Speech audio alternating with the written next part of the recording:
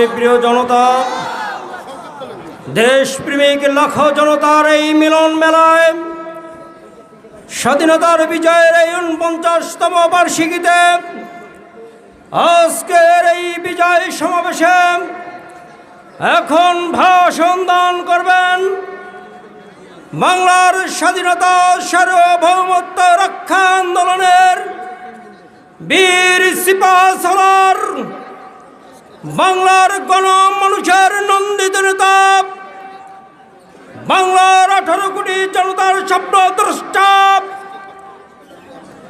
এদেশের মানুষের বর্ষার স্থল, ইসলামী আন্দোলন বাংলাদেশের সংগ্রামী সিনিয়র নায়েবে আমির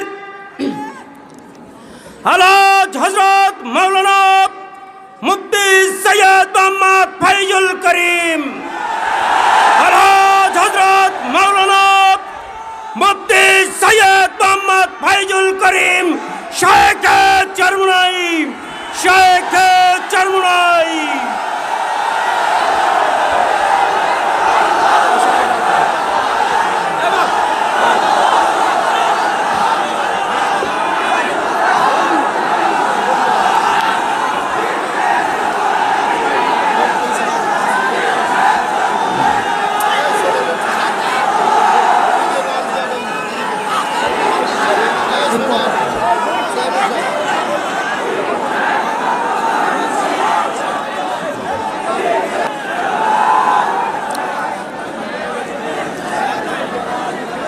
আসসালামু আলাইকুম ওয়া রাহমাতুল্লাহি ওয়া বারাকাতুহু।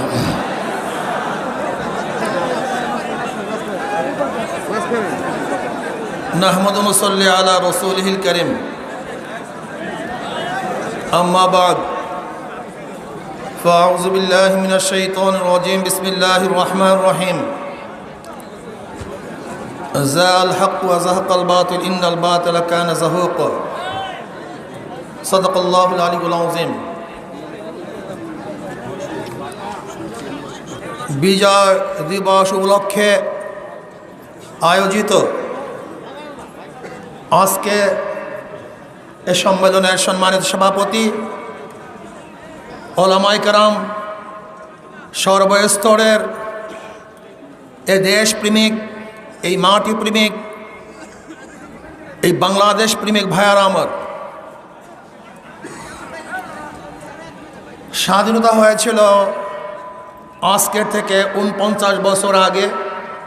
আশা করা যায় আগামী বছর ৫০ বছর পূর্তি হবে। আজকে স্বাধীনতা উত্তর ভেবেছিলাম এবং আমাদের স্বাধীনতা স্থপতি শেখ সাহেব আশা করেছিলেন স্বাধীনতার পরে সবাইকে ঐক্যবদ্ধ করে দেশটাকে গড়বে, ভেদাভেদ থাকবে না, মারামারি হবে না, রক্তপাত হবে না, খুন খারাপি হবে না, যে মা বোনেরা ধর্ষিত হয়েছে দ্বিতীয়বার আর আমাদের মা বোনদের ইজ্জতহানি হবে না। কিন্তু আমরা কি দেখেছি, আজকে স্বাধীনতার এত বছর পরেও বাংলাদেশের মানুষ দুই ভাগে বিভক্ত হয়েছে। এক, ইসলাম, ইসলামপন্থী; দুই, নাস্তিক, নাস্তিকপন্থী। ইসলাম, ইসলামপন্থী; নাস্তিক, নাস্তিকপন্থী। ইসলামপন্থীরা মনে করে স্বাধীনতা স্থপতি বঙ্গবন্ধু শেখ মুজিবুর রহমান একজন মুসলমান, ইসলামের জন্য কাজ করেছেন। আর নাস্তিকপন্থীরা মনে করে শেখ সাহেব একজন সেকুলার, নাস্তিক, কমিউনিস্ট, তিনি ইসলামের বিপক্ষে কাজ করেছেন। এখন কাদের দাবি সত্য, কাদের দাবি মিথ্যে, এটা প্রমাণ করতে হবে। প্রথম, শেখ সাহেবকে, তিনি জনাব শেখ মুজিবুর রহমান, তেনার বাবা শেখ লুৎফর রহমান, লুৎফর রহমানের বাবা শেখ আব্দুল হামিদ, শেখ আব্দুল হামিদের বাবা একরামউদ্দিন, শেখ একরামউদ্দিন, শেখ একরামউদ্দিনের বাবা শেখ বুরহানুদ্দিন, শেখ বুরহানুদ্দিনের বাবা শেখ জাহানে মাহমুদ ওরফে তেকরি শেখ, শেখ তেকরি শেখের বাবা জনাব জহির শেখ, জহির শেখের বাবা জনাব দরবেশ আব্দুল আউয়াল, যিনি 1463 ঈসাই সালে এই বাংলাদেশে এসেছিলেন ইরাক থেকে ধর্ম প্রচার করার জন্য। সোনারগাঁয়ে তিনি ধর্ম প্রচার করার জন্য এসেছিলেন। তেনার পূর্বপুরুষ সোনারগাঁয় শেখ আব্দুল আউয়াল, যিনি ইরাক থেকে এসেছিলেন, তিনি বাইজিদ বুস্তাবি রহমতুল্লাহ আলাই একজন শাগরেদ ছিলেন। তেনারই বংশধর বুরহানুদ্দিন সাহেব, শেখ বুরহানুদ্দিন সাহেব, তিনি টঙ্গীপাড়ায় এই দিন প্রচার করার জন্য সেখানে অবস্থান করেন। সেখানেই তিনি দিন প্রচার করেন। আমরা কি দেখেছি? শেখ সাহেবের উত্তরসূরিরা একজন ধর্ম প্রচারক ছিলেন, ইরাক থেকে এসেছেন ধর্ম প্রচার করার জন্য। শেখ সাহেবের বাবা একজন দাড়িওয়ালা টুপিওয়ালা, তার দাদা একজন দিনদার, তার পূর্বপুরুষ সবাই মুসলমান। কাজে কেউ যদি বলেন শেখ সাহেব নাস্তিক কমিউনিস্ট, আমি বলবো তুই মিথ্যা কথা বলছো, সে একজন মুসলমান, সে একজন মুসলমান। এবার আসুন, শেখ সাহেব প্রথম কেন জেলে গিয়েছিলেন আপনাকে জানেন? পড়েছেন? আমি নিয়ে এসেছি দলিল, অসমাপ্ত আত্মজীবনী শেখ মুজিবুর রহমানের। এই বইয়ের মধ্যে আপনি দেখেন শেখ সাহেব কে ছিলেন, কি করেছেন। যারা তাকে নাস্তিক বানাবার পায়তারা করে দিয়েছেন, আমি বলবো তুমি নিজে নাস্তিক, কাজে তোমার চক্ষু দিয়ে অন্যকে নাস্তিক দেখো। তুমি যদি মুসলিম হও তাহলে তোমার চক্ষু দিয়ে আরেকজন মুসলিমই দেখবা। আমি কিছু প্রমাণ দিই।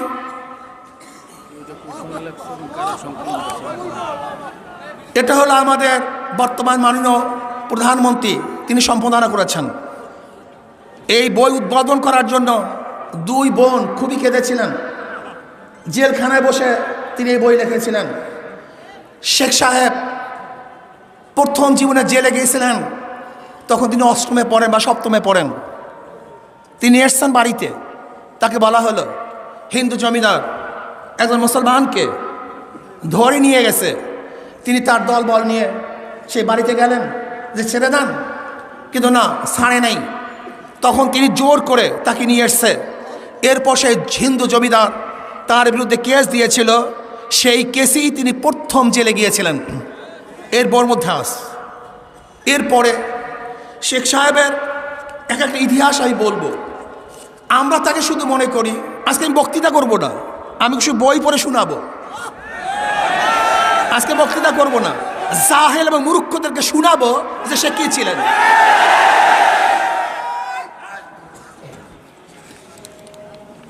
শেখ সাহেব শুধু বাংলাদেশের স্বাধীনতার জন্য চেষ্টা করেন নেই, তিনি পাকিস্তানের স্বাধীনতা আনার জন্য চেষ্টা করেছেন। এই পাকিস্তানকে আনার জন্য সর্বাত্মক চেষ্টা করেছেন। শেখ সাহেব তিনি সরওয়ার্দী সাহেবের শাগরেদ ছিলেন। তিনি নিজেই বলেন এই বইয়ের মধ্যে যে যখন সরওয়ার্দী সাহেব, ফজলুল হক সাহেব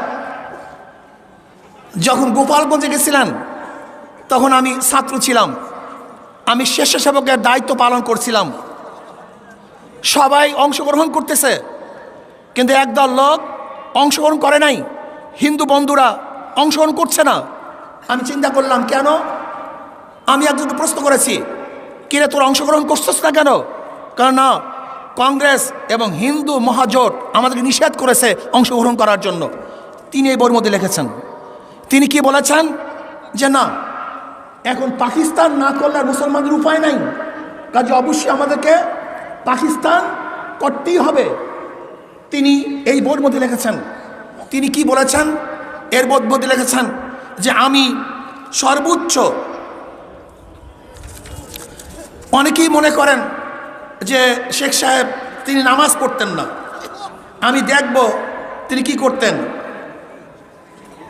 অন্য কিছু বলবো না। দেখেন এই বইয়ের মধ্যে তিনি বলছেন, আমি যখন জেলখানায় ছিলাম তখন 5 ওয়াক্ত নামাজ আমি ঠিকমতো পড়তাম। শেখ সাহেব আমাদের পরিচয় কি দিয়েছেন দেখবেন, টক শুতে সবাই বলে আমাদের পরিচয় আমরা বাঙালি, আমাদের পরিচয় আমরা কি বাঙালি। আর তিনি কি পরিচয় দিয়েছেন, তিনি এই বইয়ের মধ্যে দেখেন পৃষ্ঠা নম্বর হলো 47, অসমাপ্ত আত্মজীবনী, পৃষ্ঠা নাম্বার হলো 47। তিনি বলেছেন আমাদের বাঙালির মধ্যে 2টি দিক আছে, একটা হলো আমরা মুসলমান আর একটা হলো আমরা বাঙালি। প্রথম আমরা কি, আমরা মুসলমান, এরপর আমাদের পরিচয় আমরা বাঙালি। আমরা শুধু বাঙালি নয়, আমরা প্রথম মুসলমান, তারপর আমরা বাঙালি। এটা প্রথম জাতীয় পরিচয় আমাদেরকে থাকতে হবে। আমরা প্রথম মুসলমান, তারপর কি আমরা বাঙালি। পরিচয় নেন। এরপরে দেখেন দিল্লিতে যখন তিনি ঘুরতে গিয়েছিলেন, মুসলমানের প্রতি আকর্ষণ কি ছিল, মুসলমানের প্রতি আকর্ষণ কি ছিল দেখেন। আবার দিল্লি শহরকে ভালো করে দেখে নিলাম, শত শত বছর মুসলমান দিল্লি থেকে সমস্ত ভারতবর্ষ শাসন করেছে। তখন কি জানতাম এই দিল্লির উপর আমাদের কোনো অধিকার থাকবে না?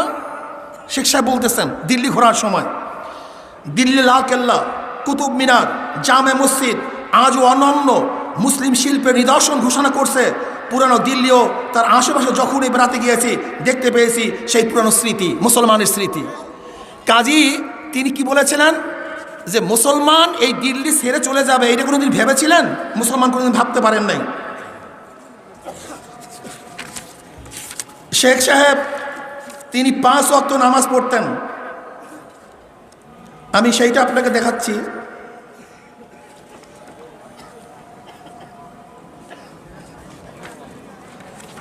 তিনি একজন মুসলিম লিডার ছিলেন। তিনি বলেন, এটা 169 পৃষ্ঠা। কি বলেন?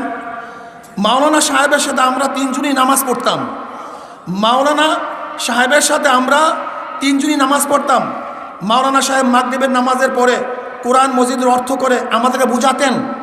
রোজই এটা আমাদের জন্য বাঁধা নিয়ম ছিল, রোজই আমাদের এটা বাঁধা নিয়ম ছিল। মসজিদের অর্থ করে, কোরআন মজিদের অর্থ করে আমাদের বোঝাতেন। রোজই এটা আমাদের জন্য বাঁধা নিয়ম ছিল। শামসুল হক সাহেব নিয়ম নিয়ে বিপদ হতো, 1 ঘন্টার কমে কোনো নামাজই শেষ করতেন না। শামসুল হক সাহেবকে আরে না, যিনি আওয়ামী লীগের প্রথম সেক্রেটারি জেনারেল, যিনি আওয়ামী লীগের প্রথম সেক্রেটারি জেনারেল, সেই শামসুল হক সাহেবের কথা বলতেছেন। কি বলতেছেন যে শামসুল হক সাহেবকে নিয়ে বিপদ হতো, 1 ঘন্টার কমে কোনো নামাজই শেষ করতে পারতেন না। একটা সেজদায় 8-10 মিনিট লাগিয়ে দিতেন, মাঝে মাঝে চক্ষু বুঝে বসে থাকতেন। এটা শামসুল হক সাহেবের কথা, যারা আওয়ামী লীগকে নাস্তিক বানায়। শুধু তাই নয়, গোলাম মোহাম্মদ সাহেবের কাছে যখন শেখ সাহেব গেলেন আমাদের শেরে বাংলা ফজলুল হক সাহেবের সাথে, তখন তিনি গভর্নর জেনারেল ছিলেন। তিনি বলছেন এখানে কি শেখ মুজিব আসছে? গোলাম মোহাম্মদ সাহেব তিনি তাকে চিনতেন না। তখন বলছেন হ্যাঁ আসছে। কই সে ছেলেটা? শেখ সাহেব বলেন, তিনি তখন আমাকে তার কাছে নিলেন, আমাকে বলল অনেকেই বলে তুমি নাকি কমিউনিস্ট, তুমি নাকি কমিউনিস্ট। তখন শেখ সাহেব আমি উত্তর কি দিয়েছিলাম, যদি সরওয়ার্দী সাহেব কমিউনিস্ট হয় তাহলে আমিও কমিউনিস্ট, আর সরওয়ার্দী সাহেব যদি কমিউনিস্ট না হয় অন্য কিছু হয় আমি তাই। কত সুন্দর জবাব। তখন মোহাম্মদ আলী সাহেব তেনার মাথায় হাত বুলিয়ে দিয়েছিলেন এবং বলেছেন তোমার বয়স অল্প, তুমি বেঁচে থাকো, তুমি দেশের খেদমত করো। আর সরওয়ার্দী সাহেব একজন পাক্কা মুসলমান ছিলেন, তিনি দেশের স্বাধীনতার জন্য চেষ্টা করেছেন এবং শেখ সাহেব তারই একজন শাগরেদ, এবং শেখ সাহেব সরওয়ার্দী সাহেবের হাত ধরেই রাজনীতি অবতীর্ণ হয়েছিলেন। আমি প্রশ্ন করতে চাই, শেখ সাহেব দীর্ঘদিন পর্যন্ত রাজনীতি করেছেন, সরওয়ার্দী সাহেবকে নিজের বাবার সমতুল্য মনে করতেন, এই বইয়ের মধ্যে তিনি লিখেছেন। কিন্তু আমি প্রশ্ন করতে চাই, শেখ সাহেব 75 পর্যন্ত বেঁচে ছিলেন, কিন্তু কই সোহরাওয়ার্দী সাহেবের তো একটা মূর্তি তিনি স্থাপন করেন নেই।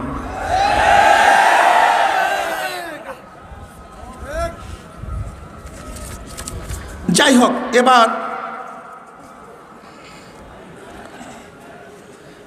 অনেকেই বলে আমরা কারোর সাথে মিলি না কেন। শেখ সাহেব তার জবাব দেয়, কারণ যাদের সাথে নীতির মিল নাই তাদের সাথে মিলে সাময়িকভাবে কোনো ফল পাওয়া যেতে পারে, তবে ভবিষ্যৎ ঐক্য থাকতে পারে না। তাতে দেশের উপকার হওয়ার চেয়ে ক্ষতি বেশি হয়ে থাকে। এজন্য যাদের সাথে নীতির মিল নাই এদের সাথে আমরা মিলতে পারি না। আমি কথাটা বুঝাতে পারছি? যে অনেক কথা তো সময় লাগবে।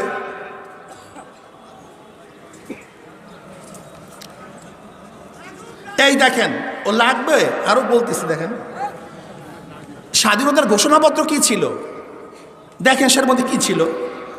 সর্বশক্তিমান আল্লাহর নামে আপনাদের কাছে আমার আবেদন ও আদেশ, দেশকে স্বাধীন করার জন্য শেষ রক্তবিন্দু থাকা পর্যন্ত যুদ্ধ চালিয়ে যান। আল্লাহর উপরে, সর্বশক্তিমান আল্লাহর নামে আপনাদের কাছে আমার আবেদন, আল্লাহর নামে। তা সেদিন স্বাধীনতার যুদ্ধ ছিল আল্লাহর নামে শুরু, ইনশাআল্লাহ তারা শেষ করেছিলেন। এবার আসেন, এটা হলো পিনাকা ভট্টাচার্যের মুক্তিযোদ্ধার বয়ানে ইসলাম। যদি ওনার রেফারেন্স, ওনার না, বিভিন্ন রেফারেন্সের বইয়ে লিখেছেন, আমি সেই সম্পর্কে কিছু জানাতে চাই। আমরা এগুলি জানা উচিত। এবার শোনেন, বাংলাদেশের মুক্তিযুদ্ধ নেতৃত্ব দানকারী রাজনৈতিক দলের নাম নিঃসন্দেহে আওয়ামী লীগ। আলোচনা শুরুতে মুক্তিযুদ্ধের আগে পরে বাংলাদেশের আওয়ামী লীগের নীতি নির্ধারিত দলিল, বক্তব্য, কর্মসূচি, ইসলাম ও ইসলামের অনুষঙ্গ কিভাবে ছিল, প্রথমে আমরা তার একটু সন্ধান করব। এখানে 6টি আলাদা রেফারেন্স তুলে সেই সন্ধানে যাব। খুব ভালো মতো বুঝতে হবে। 1, 1969 সালে প্রস্তাবিত খসড়া সংবিধানে সংশোধনী বিলে সংবিধানে ইসলামী Republic of Pakistan, Islami Republic of Pakistan শিরোনাম সহ এক ইসলামী আদর্শ বহাল রাখার বিষয়ে আওয়ামী লীগ সম্মতি জানিয়েছিল।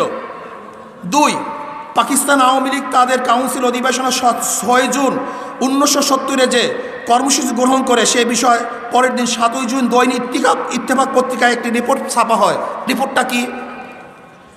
যেখানে বলা হয় কোরআন ও সুন্নাহর নির্দেশের বিরুদ্ধে পাকিস্তানে যাতে কোনো আইন পাশ না হতে পারে তার জন্য আওয়ামী লীগ শাসনতান্ত্রিক বিধান রাখার কথাও দলীয় কর্মসূচি ঘোষণা করে। শাসনতন্ত্রের মধ্যে ধর্মীয় প্রতিষ্ঠান সমূহের পবিত্রতা রক্ষার গ্যারান্টি দেওয়া হইবে এবং সকল পর্যায়ে ধর্মীয় শিক্ষাদানের প্রয়োজনীয় ব্যবস্থা করা হইবে। আইনের দৃষ্টিতে সংখ্যালঘু সম্প্রদায় সমমর্যাদার অধিকারী বিবেচিত হইবে এবং আইনের দ্বারা সমানভাবে তাদের নিরাপত্তা বিধান করা হইবে। সংখ্যালঘুদের নিজ নিজ ধর্ম আচরণ, প্রচার ও ধর্মীয় শিক্ষা প্রদানের পূর্ণ স্বাধীনতা থাকিবে। নিজ নিজ ধর্মীয় প্রতিষ্ঠান রক্ষা করার ব্যাপারেও তাদের পূর্ণ স্বাধীনতা থাকিবে। নূহ উল আলম লেলিন সম্পাদিত বাংলাদেশ আওয়ামী লীগ সংক্ষেপ ইতিহাস ও নির্বাচিত দলের সময়ে প্রকাশনা 2015 পৃষ্ঠা 255-57। 3, 1970 সালে নভেম্বরে সাধারণ নির্বাচনের আগে বেতার ও টেলিভিশনে বঙ্গবন্ধু একটি ভাষণ দেন। সেই ভাষণে লেবার সর্বস্ব ইসলাম নয় অংশে তিনি বলেন, দেখেন কি বলেন শোনেন, আমাদের বিরুদ্ধে অপপ্রচার করা হচ্ছে, আমরা ইসলামী বিশ্বাসী নই। এ কথার জবাবে আমরা সুস্পষ্ট বক্তব্য, লেবার সর্বস্ব ইসলামে আমরা বিশ্বাসী নই, আমরা বিশ্বাসী ইনসাফের ইসলামের। আমাদের ইসলাম হজরত নবী করিম সাল্লাল্লাহু আলাইহি ওয়াসাল্লাম ইসলাম, যে ইসলামে জগৎবাসীকে শিক্ষা দিয়েছে ন্যায় ও সবিচারের অমোঘ মন্ত্র। ইসলামের প্রবক্তা সে যে পাকিস্তানের মাটিতে বরাবর যারা অন্যায়, অত্যাচার, শোষণ, বঞ্চনার পৃষ্ঠপোষকতা করে এসেছেন, আমাদের সংগ্রাম সেই মুনাফিকদের বিরুদ্ধে। যে দেশে শতকরা 95 জন মুসলমান সে দেশে ইসলাম বিরোধী আইন পাশের ভাবনা ভাবাতে পারেন, তারাই ইসলামকে যারা ব্যবহার করে দুনিয়াটা শায়েস্তা করার জন্য। শোনেন, মজার মজার কথা আজকে শোনাবো, অনেক মজার কথা। নাস্তিকদের মূল উৎপাদন করতে হবে আমাদের। 4, 70 নির্বাচনী বিজয়ের পরে 3রা জানুয়ারি রমনায় একটি সমাবেশে শেখ মুজিবুর রহমান বিরোধীর এই ক্ষতিকর প্রচারণ উড়িয়ে দেন যে তার দল মুসলমানদের দল নয় এবং আওয়ামী লীগের মুসলমান ঐতিহ্যের চাইতে হিন্দু ঐতিহ্যকে ধারণ করে। সমাবেশে কোরআন তেলাওয়াত দিয়ে শুরু হয় এবং বক্তৃতা শেখ মুজিবুর রহমান আল্লাহর ধর্মকে রাজনৈতিক কার্ড হিসেবে ব্যবহারের বিরুদ্ধে সতর্ক করে দেন।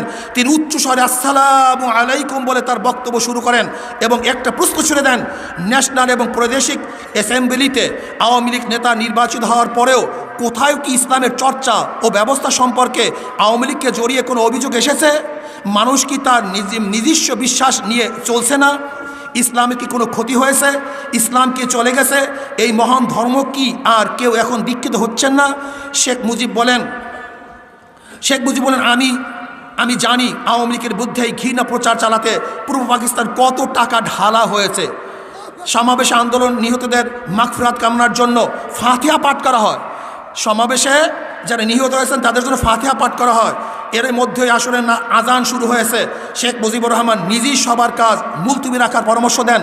তিনি আরও বলেন, আওয়ামী লীগ নয় বরং যারা তাদের ঘৃণ্য রাজনৈতিক উদ্দেশ্য চরিতার্থ করার জন্য ইসলামকে ব্যবহার করেছে তারাই ইসলামের ক্ষতি করেছে। সভা শেষে শেখ মুজিবুর রহমান নিজেই নারায়ে তাকবীর আল্লাহু আকবার ধ্বনি দিয়ে থাকেন। 5 70 নির্বাচনের মুক্তিযুদ্ধ শুরুর আগে মুহূর্তের সবচেয়ে উল্লেখযোগ্য রাজনৈতিক ঘটনা। এর আগে নির্বাচন ইস্তিহারের আওয়ামী লীগের স্পষ্টভাবেই ইসলাম প্রশ্নে তাদের অবস্থান ঘোষণা করেছেন। এইটা হলো সবচেয়ে গুরুত্বপূর্ণ।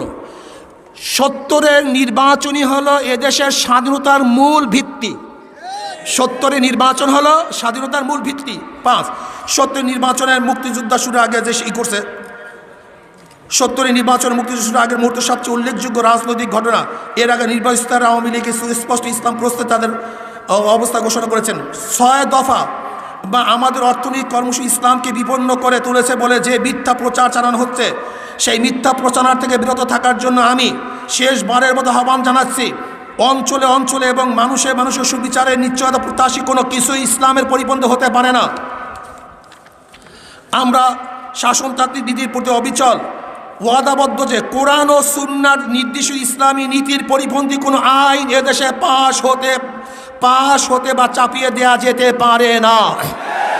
6 পাকিস্তান শাসকেরা 25শে মার্চের পরে গণহত্যা চালিয়েছে, আর তাদের সেই ঘৃণ্য কাজের পক্ষে সাফাই হিসেবে কখনো তা পাকিস্তানের অখণ্ডতা রক্ষার জন্য, আবার কখনো ইসলামকে রক্ষার জন্য করা হয়েছে বলে দাবি করা হয়েছে। কিন্তু বাংলাদেশের মানুষ সবসময় ইসলাম এবং মুসলমানদের কল্যাণের নামে করা এই কাজের রাজনৈতিক ধোঁকাবাজি হিসেবে দেখেছে। তৎকালীন পূর্ব পাকিস্তান রাজনৈতিক নেতারা তাদের বক্তব্যে বারবার প্রসঙ্গটি এনে জনগণের সতর্ক করেছেন। বঙ্গবন্ধু শেখ মুজিবুর রহমানও সে কথা উল্লেখ করেছেন। ঠিক এইভাবে জনগণকে ইসলাম মুসলমানের নামে স্লোগান দিয়ে ধোঁকা দেওয়া যায় না। ধর্মপ্রাণ বাঙালি মুসলমান তাদের ধর্ম ভালোবাসে, কিন্তু ধর্মের নামে ধোঁকা দিয়ে রাজনৈতিক কার্যসিদ্ধি করতে তারা দিবে না। 7 যে আওয়ামী লীগ মুক্তিযুদ্ধের রাজনৈতিক নেতৃত্ব দিয়েছে সেই আওয়ামী লীগের গড়ে ওঠা সকল পর্যায়ে ইসলাম সব সময় তার বয়ানে প্রধান উপাদান হিসেবে ছিল। যেমন আওয়ামী লীগের প্রতিষ্ঠিত হয়েছে যে সম্মেলনে, সেই সম্মেলনে আওয়ামী লীগের প্রতিষ্ঠার সাধারণ সম্পাদক শামসুল হক, ওই তো আমি শামসুল হকের কথা বলেছিলাম, মূল দাবি শীর্ষকে একটি পুস্তিকা পাঠ করেন। এই পুস্তিকা সুস্পষ্ট করে বলা হয় রাষ্ট্রের সার্বভৌমত্ব। শোনেন, যারা আজকে স্বাধীনতার মূল স্থাপন হিসাবে ধর্মনিরপেক্ষতা, সেকুলারিজম এরকম বলতে চান, আমি তাদেরকে বলি আওয়ামী লীগের মূল থিওরি কী ছিল। আওয়ামী লীগের প্রতিষ্ঠা হয় যে সম্মেলনে, সেই সম্মেলনে আওয়ামী লীগের প্রতিষ্ঠার সাধারণ সম্পাদক শামসুল হক মূল দাবি শীর্ষক একটি পুস্তিকা পাঠ করেন। এই পুস্তিকায় সুস্পষ্ট করে বলা হয় রাষ্ট্র সার্বভৌমত্ব আল্লাহর প্রতিভূ হিসাবে জনগণ থাকবে। গঠনতন্ত্র নীতি ইসলামী, গণতান্ত্রিক ও আকারে রিপাবলিকান। তাদের ঘোষণাপত্রের গঠনতন্ত্রের 1 নং ধারায় দুনিয়ার মুসলমানদের মধ্যে ভ্রাতৃত্ব বন্ধন শক্তিশালী করার কথা বলা হয়। গঠনতন্ত্রের 10 নং ধারায় বলা হয় জনগণের মধ্যে ইসলামের প্রকৃত জ্ঞান, তার উচ্চ নৈতিক শিক্ষা ও ধর্মনীতিমালার বিস্তার করা।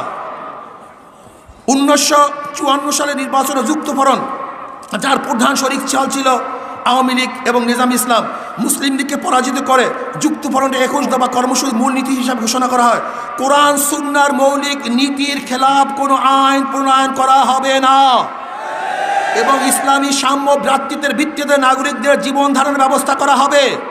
1955 সালে যে মে মাসে পূর্ব পাকিস্তান আওয়ামী লীগের সভাপতি মাওলানা আব্দুল হামিদ খান ভাসানীর পক্ষ থেকে যে সাংগঠনিক প্রচারপত্র বের হয়, তার 17-18 নং দাবি ছিল এরকম: মদ, গাঁজা, ধ্যান, বেশ্যাবৃত্তি ইত্যাদি হারাম কাজ আইন করিয়া সম্পূর্ণ বন্ধ করিতে হইবে। 18 মুসলমান যাহাতে নামাজ, রোজা, হজ, জাকাত ইত্যাদি শরিয়াত সম্মত কাজে অবহেলা না করেন এবং সকল শ্রেণীর নাগরিকগণের চরিত্র গঠনের জন্য প্রচার বিভাগ খুলিতে হইবে, হিন্দু ও অন্যান্য ধর্মাবলম্বীদের জন্য অনুরূপ ব্যবস্থা করিতে হইবে। আপনাদের খারাপ লাগতেছে না তো? আসল বাণী শুনিয়া যান, ধোকাবাজরা ধোকা দিতে পারিবে না। 1966 সালে তদানীন্তন আওয়ামী লীগের সভাপতি শেখ মুজিবুর রহমান 6 দফা পেশ করেন। পরবর্তীকালে এই 6 দফা বাংলাদেশের স্বাধীনতার আন্দোলন হিসাবে পরিগণিত লাভ করে। সেই 6 দফা ছিল মূল অর্থনৈতিক ও রাজনৈতিক দাবি। এতে কোনো ধর্মনিরপেক্ষতাবাদের কথা ছিল না, বরং প্রথম দফা ছিল লাহোর প্রস্তাবের ভিত্তিতে পূর্ণ স্বায়ত্ত শাসনের দাবি। 1969 সালের আইয়ুব বিরোধী ছাত্র গণ আন্দোলনের 11 দফা। 1970 সালে নির্বাচনের সময় আওয়ামী লীগের পক্ষ থেকে পরিষ্কার ঘোষণা দেওয়া হয় যে কোরআন সুন্নাহ বিরোধী কোনো আইন পাশ করা হবে না। নির্বাচনে আওয়ামী লীগ নিরঙ্কুশ বিজয় লাভ করার পরে তাদের সংবিধান কমিটি, এটা হলো 72-এর সংবিধানের আগে বিজয় হওয়ার পরে যে সংবিধান কমিটি গঠন করা হয়েছিল ডাক্তার কামারের নেতৃত্বে, সেই সংবিধানের কর্তৃক প্রণীত খসড়া সংবিধানের প্রস্তাবনায় তদানীন্তন পাকিস্তানের মুসলমানদের ব্যক্তিগত ও সামাজিক জীবনকে কোরআন সুন্নাহর আলোকে গড়ে তোলার কথা স্পষ্ট ভাষায় বলা হয়েছিল। এটা বাংলাদেশ স্বাধীনতা যুদ্ধের দলিলপত্র, সরকারিভাবে যে স্বাধীনতার যুদ্ধের দলিলপত্র, তার মধ্যে কথা লেখা আছে। 70 নির্বাচনের পর সংবিধান কমিটি প্রণীত খসড়া সংবিধানে রাষ্ট্রের মূলনীতি হিসাবে নিম্ন বিষয়গুলি সন্নিবেশিত হয়েছিল। কোরআন সুন্নাহ বিরোধী আইন পাশ করা হবে না, কোরআন ইসলামিয়া শিক্ষা দেওয়ার ব্যবস্থা থাকবে, মুসলমানদের মধ্যে ইসলামী নৈতিকতা উন্নয়নের পদক্ষেপ নেওয়া হবে। সম্প্রতি প্রকাশিত শেখ মুজিবুর রহমানের রচনা সংগ্রহে 1970-এ নির্বাচনে জয়ী হওয়ার পর আওয়ামী লীগের ঘোষণাপত্রে শাসনতন্ত্রের মৌলিক বৈশিষ্ট্য বিষয়ে তার মতামত পাওয়া যাচ্ছে। 1. জনসংখ্যা বিপুল সংখ্যাগরিষ্ঠ অংশে প্রিয় ধর্ম হলো ইসলাম। আওয়ামী লীগ এই মর্মে সিদ্ধান্ত নিয়েছে যে শাসনতন্ত্র সুস্পষ্ট গ্যারান্টি থাকবে যে পবিত্র কোরআন ও সুন্নাহে সন্নিবেশিত ইসলামী নিদর্শনাবলী পরিপন্থী কোনো আইন পাকিস্তানে প্রণয়ন বা বলবৎ করা চলবে না। শাসনতন্ত্র ধর্মীয় প্রতিষ্ঠানসমূহের পবিত্রতা রক্ষার গ্যারান্টি সন্নিবেশিত হবে। সর্বস্তরের ধর্মীয় শিক্ষা সম্প্রসারণের জন্য পর্যাপ্ত বিধি ব্যবস্থা গ্রহণ করা হবে।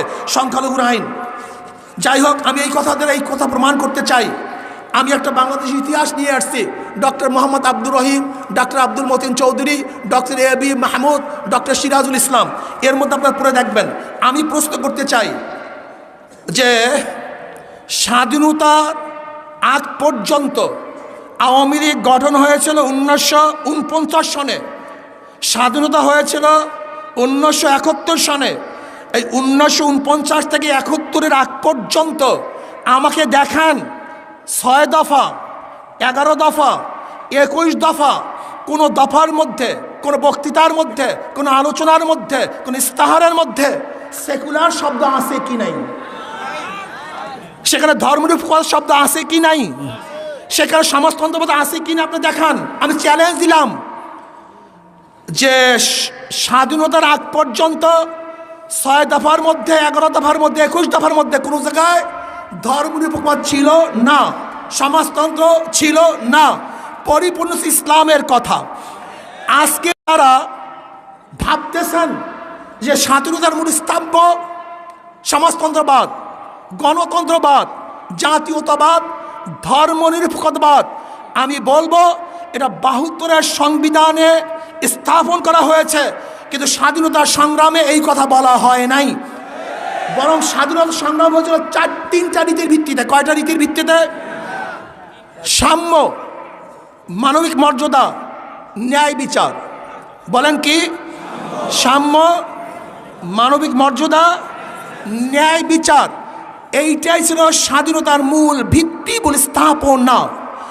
আজকে যারা মনে করতেছেন স্বাধীনতার অর্থই হলো নাস্তিকতা, স্বাধীনতার অর্থই হলো মসজিদ না থাকা, স্বাধীনতার অর্থই হলো মাদ্রাসা বন্ধ করে দেওয়া, স্বাধীনতার অর্থই হলো টুপিকে অপমান করা, স্বাধীনতার অর্থই হলো দাড়ি মুখে না রাখা, স্বাধীনতার অর্থ হলো সুন্নাত মাফিক না চলা, স্বাধীনতার অর্থ হলো আলেমদেরকে ঘৃণা করা, স্বাধীনতার অর্থই হলো ইসলামকে তিরস্কার করা, স্বাধীনতার উত্তর হলো ইসলামকে ধ্বংস করা।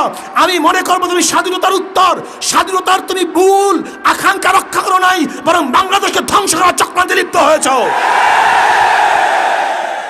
ভাইয়ারা আমার, আমি বলতে চাই আজকে যারা স্বাধীনতা বলতেছেন, আপনি কি স্বাধীনতার অবস্থা জানেন?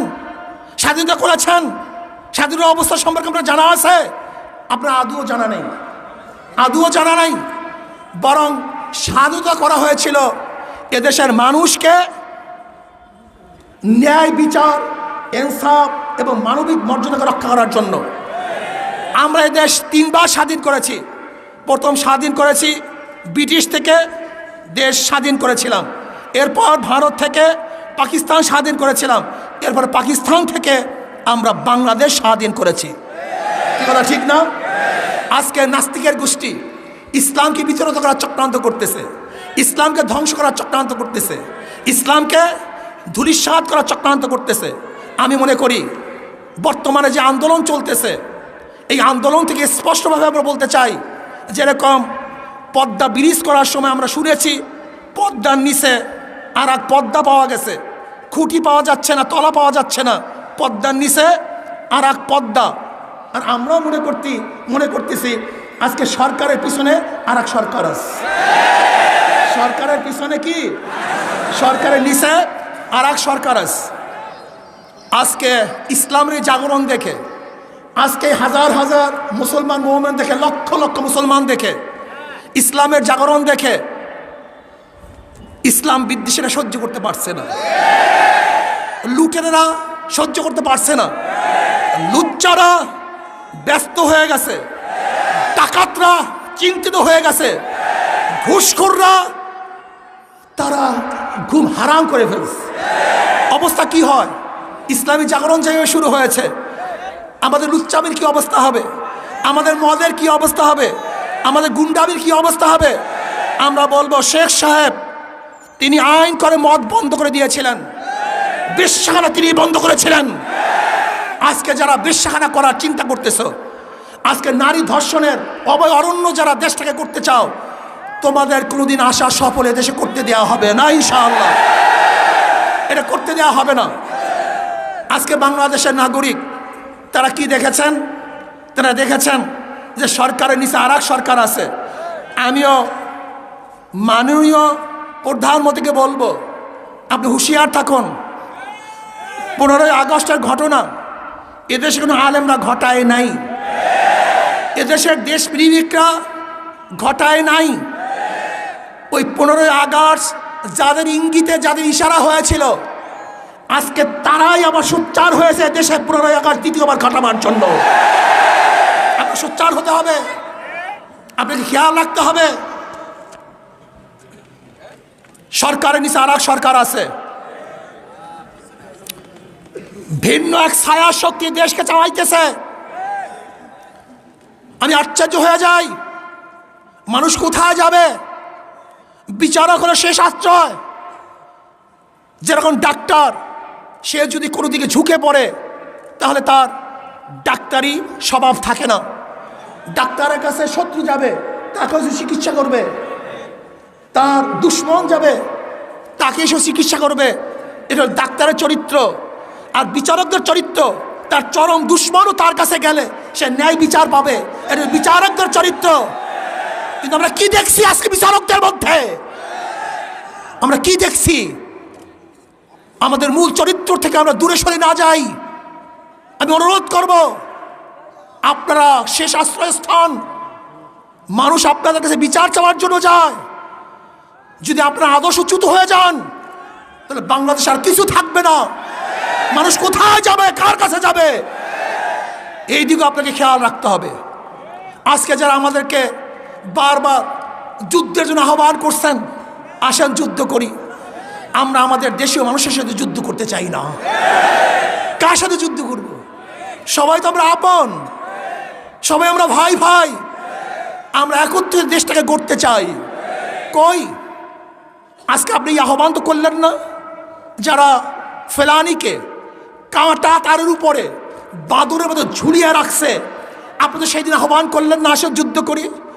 যেই দিন আমাদের র্যাবের পোশাককে খুলে ফেলে অপমান করা হয়েছিল, ওই আপনি তো যুদ্ধের ডাক দিলেন না। যখন আপনার হত্যা হয়েছিল আপনি যুদ্ধের আহ্বান করেন নাই। সিনা হত্যা হয়েছে, যুদ্ধের আহ্বান করেন নাই। আপনি কার সাথে যুদ্ধ করতে চান? নাস্তিকের গোষ্ঠী স্পষ্ট ভাষায় বলে দিতে চাই, তুমি মুসলমান চেনো নাই, সাগর দেখছো, সাগরের গভীরতা দেখো নাই, পাহাড় দেখছো উঁচা দেখো নাই, বাঘ দেখছো হুঙ্কার দেখো নাই, আর একবার হুঙ্কার দেব, এ দেশ থেকে পালাতে বাধ্য হবা। নাস্তিকদের ঠাঁই নাই, লাল সবুজের পতাকায় দালালদের ঠাঁই নাই। টকশু করো, আলেমদের বিরুদ্ধে কটূক্তি করো। কথিত আছে ইমাম আজম আবু হানিফা রাহমাতুল্লাহ আলাইহি বসা, সাগরেদকে নিয়ে বসা, বাচ্চারা খেলতেছিলেন, বাচ্চাদের একটা বল সেখানে এসে বুঝছে। এখন কোনো বাচ্চাই সেখানে যাবেন না, মুরব্বীরা বসা, কে যাবেন। কিন্তু দেখা যায় একটা বাচ্চা, একটা ছেলে বীর বিক্রমের সাথে সিনা উঁচা করে, আদব না রক্ষা করে মাঝখান থেকে নিশ্চিন্তে বল নিয়ে এসছেন। কথিত আছে ইমাম আজম আবু হানিফা বলেছিলেন, নিশ্চয়ই সন্তানটা সুসন্তান নয়, এটা জারের সন্তান, এটা সুসন্তান নয়। বলে বললেন কিভাবে? বলে অবৈধ সন্তান ছাড়া আলেম থেকে বিজ্জিত করতে পারে না, অসম্মান করতে পারে না। পরবর্তী দেখা যায় আসলেও সেই সন্তানটা সুসন্তান ছিল না, কুসন্তান ছিল। আমি চ্যালেঞ্জ দিয়ে বলতে পারি, চ্যালেঞ্জ দিয়ে, আজকেও আলেম দিকে যারা কটূক্তি করে, ঘৃণা করে, গালি দেয়, ওরা সুসন্তান না, ওরা কুসন্তান, ওরা সুপুত্র হতে পারে না, ওরা কুসন্তান। আজকে দেশটাকে ইসলাম গ্রহণ করেছে। শোনেন, আমি আগে বলেছি পদ্মার নিচে আর এক পদ্মা পাওয়া গেছে, সরকারের নিচে আর এক সরকার পাওয়া গেছে। আপনি জানেন এদেশের চাকরি কোথা থেকে আসে? আপনি জানেন চাকরি কে দেয়, কাদের ইশারা চাকরি হয়? আপনারা জানেন না। উপর থেকে বলা হয় অমুক অমুক অমুক জায়গায় বসাও, সেখানে সেই অনুযায়ী বসানো হয়। ইসকন এদেশের চাকরি নির্ধারণ করে, ইসকন এদেশের চাকরি নির্ধারণ করে। আপনি কি জানেন এদেশের অবস্থা কি? যে দেশের রেমিটেন্স বিদেশি কর্মচারী আমাদেরকে দিয়ে পাঠায়, অথচ 10 লক্ষ ভারতের লোক এদেশে চাকরি করার ভিত্তিতে কোটি কোটি মিলিয়ন ডলার উপরে চলে যায়। আমি চাই না আমার কি হবে। ভারতের বিরুদ্ধে, মোদী সরকারের বিরুদ্ধে কেউ কথা বলে না। আমরা ভারত বিরোধী নই, আমরা ইসকন বিরোধী, মোদীর বিরোধী। যারা এই দেশটাকে গিলে ফেলতে চায়, পানি ছাড়া এই দেশটাকে গিলে ফেলতে চায়, আমরা তাদের বিরোধী। যারা এই দেশকে গিলে ফেলতে চাও, আমরা তাদের জন্য কাটা হয়ে যাব। যারা এই দেশকে ধ্বংস করতে চাও, আমরা তাদের জন্য প্রাচীর হয়ে যাব। যারা এই দেশে আঙ্গুল তুলবো, ওদের আঙ্গুলকে ভেঙে ফেলবো। যে এই দেশকে ধ্বংস করতে চাও, আমাদের জীবনের বিনিময়ে তাদের প্রতিহত করবে ইনশাআল্লাহ।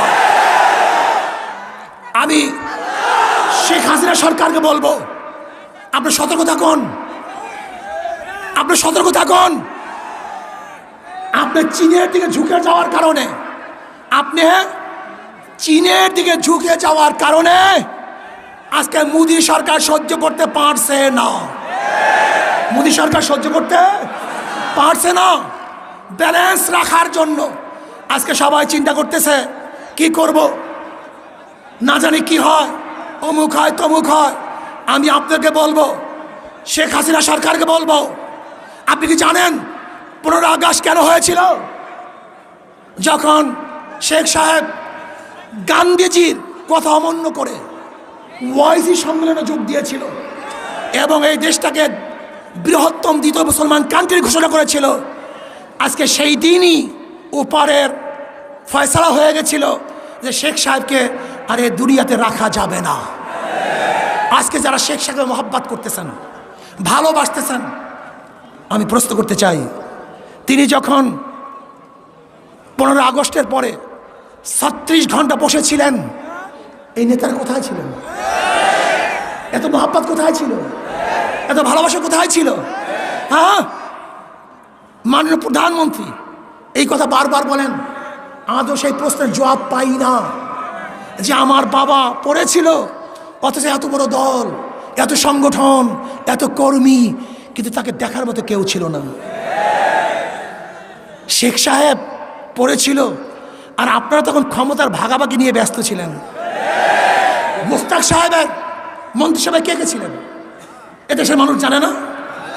এদের মানুষ দেখে নাই? ট্যাঙ্কির উপরে কে নাচানাচি করেছিল ইতিহাস কেউ জানে না? শেখ সাহেবের চামড়া দিয়ে ঢুকঢুকি কে বানিয়েছিল এদেশের মানুষ জানে না? শেখ সাহেবের চামড়া দিয়া কারা জুতা বানাইতে চাইছিল এদেশের মানুষ জানে না? শেখ সাহেব মারা যাওয়ার পরে বাংলার ফেরাউন মারা গেছে, এই ঘোষণা কে দিয়েছিল?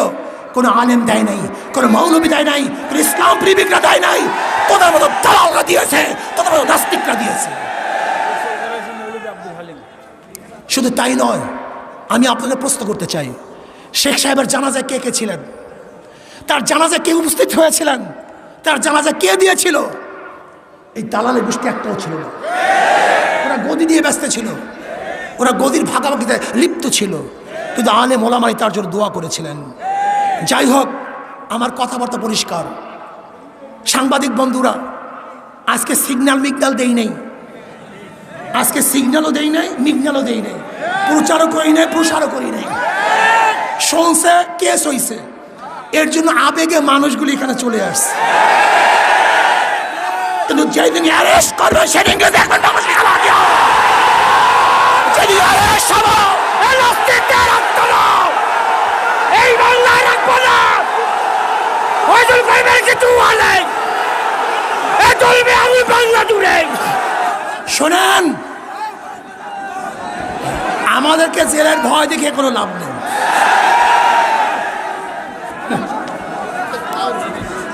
লাভ নাই, কোনো লাভ নেই। কেন, এনার আত্মজীবন পড়েছে, সাহস হয়েছে, জীবনে বহু জেল কেটেছেন, কথা ঠিক না? এই জেলের টেলের কেসের মেসের ভয় দেখাই আমাদেরকে লাভ নাই। যদি অন্যায় করে থাকি জেলে দেন, আপত্তি নাই, কিন্তু অন্যায় যদি না করি আর জেলে ঢুকবার দুঃসাহস দেখান, তাহলে বাংলাদেশের জনগণ ইনশাআল্লাহ সেই দুঃসাহস আঘাত করবে, আঘাত করবে ইনশাআল্লাহ। কি কথা ঠিক না? যেই দিন এই হাতের মধ্যে হ্যান্ডকাপ লাগবে অন্যায় ভাবে, সেই দিন বাংলাদেশের জনগণ এই হ্যান্ডকাপকে ছিঁড়ে ফেলবে ইনশাআল্লাহ। আপনারা ভাবছেন যে জেলের তকমা আর কেসের তকমা দেখালি ইঁদুরের মতো পালিয়ে যাব। ইঁদুরের বাচ্চা পালাতে পারে, শিয়ালের বাচ্চা পালাতে পারে, ভোদরের বাচ্চা পালাতে পারে, বিড়ালের বাচ্চা পালাতে পারে, কিন্তু শেখ ফজলুল করিমের, সৈয়দ ফজলুল করিমের বাচ্চা পালাতে পারে না। সৈয়দ শাহের সন্তান পালাতে পারে না, ওমরের সন্তান পালাতে পারে না, আবু বকরের সন্তান পালাতে পারে না। মারা যাব, শির উঁচা করে মরব, রক্ত দেব ইসলামের জন্য, রক্ত দেব, জীবন দেব ইসলামের জন্য, জীবন দেব, এই দেশ রক্ষা করার জন্য জীবন দেব। সাম্য, মানবিক মর্যাদা, ন্যায় বিচার প্রতিষ্ঠা করার জন্য প্রয়োজনে রক্ত দেবে ইনশাআল্লাহ। নারায়ে তাকবীর, নারায়ে তাকবীর।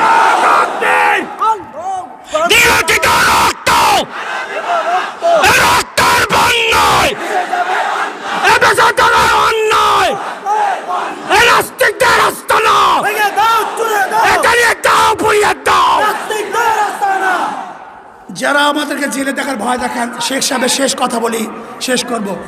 একদিন সকালে আমিও রেনু বিছানায় বসে গল্প করছিলাম, আর একটা কথা বললেই না বললেই নয়, খুব গুরুত্বপূর্ণ কথা। আজকে যারা শেখ সাহেবকে মহব্বত করেন, আমি তাদেরকে প্রশ্ন করতে চাই, বলেন তো শেখ সাহেব বিবাহ করেছিলেন কত বছর বয়সে? 12-13 তার বয়স ছিল। কত বছর বলেন? বলেন তো। রেনু ফজিলাতুন্নেসা তার স্ত্রী, তার তখন বয়স ছিল কত? 3 বছর। কত বছর?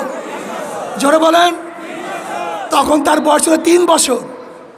তার বাবা মারা যায় 5 বছরে, তার মা মারা যায় 5 বছরে, 7 বছরে তার দাদা মারা যায়, 7 বছরে তিনি তার ঘরে চলে আসেন। আমি প্রশ্ন করতে চাই, যারা শেখ সাহেবকে মহাব্বত করেন আজকের থেকে সংসদে বিল উত্থাপন করেন, যেমন শেখ সাহেব বিবাহ করেছিল 12-13 বছর বয়সে, আমাদেরকে আইন পাশ করতে হবে আমরা 12-13 বছর বয়স বিবাহ করব। আজকে আইন পাশ করতে হবে রেনু বিবি যেরকম বিবাহ হয়েছিল 3 বছর বয়সে, আমাদের মেয়েদেরকেও 3 বছর বয়সে বিবাহ দিতে হবে। এইটা তো শেখ সাহেবের মহাব্বত নাকি? মহাব্বত করো না। একদিন সকালে আমিও রেনু বিছানায় বসে গল্প করছিলাম, হাসুও কামার নিচে খেলছিল। হাসু মাঝে মাঝে খেলা ফেলে আমার কাছে আসে আর আব্বা আব্বা বলে ডাকে। কামাল চেয়ে থাকে। এক সময় কামাল হাসুরিকে বলছে, হাসু আপা তোমার আব্বাকে কি আমি একটু আব্বা বলি? আমি আর রেনু দুজনেই শুনলাম। আস্তে আস্তে বিছানা থেকে উঠে যে ওকে কোলে নিয়ে বললাম, আমিও তোমার আব্বা। কামাল আমার কাছে আসতে চাইতো না, আজ গলা ধরে পরেই রইল। বুঝতে পারলাম এখন আর ও সহ্য করতে পারছে না। নিজের ছেলে অনেক দিন না দেখলে ভুলে যায়। আমি যখন জেলে যাই তখন ওর বয়স মাত্র কয়েক মাস। রাজনৈতিক কারণে, শোনেন, রাজনৈতিক কারণে একজনকে বিনা বিচারে বন্দি করে রাখা আর তার আত্মীয় স্বজন ছেলে মেয়েদের কাছ থেকে দূরে রাখা যে কত বড় জঘন্য কাজ তা কে বুঝবে? মানুষ স্বার্থের জন্য অন্ধ হয়ে যায়। আমিও শেখ হাসিনা সরকারকে বলবো, আপনিও স্বার্থের জন্য অন্ধ হয়ে যায়েন না। আল্লাহ আমাকে এবং আমাদের সবাইকে এই স্বাধীনতা পালন করার তৌফিক দান করেন। আমার জন্য দোয়া চাই, আমিও দোয়া করি। সজাগ থাকতে হবে, চৌকান্না থাকতে হবে। ডাক পড়ার সাথে সাথে গোটা বাংলাদেশকে অবরুদ্ধ করতে হবে।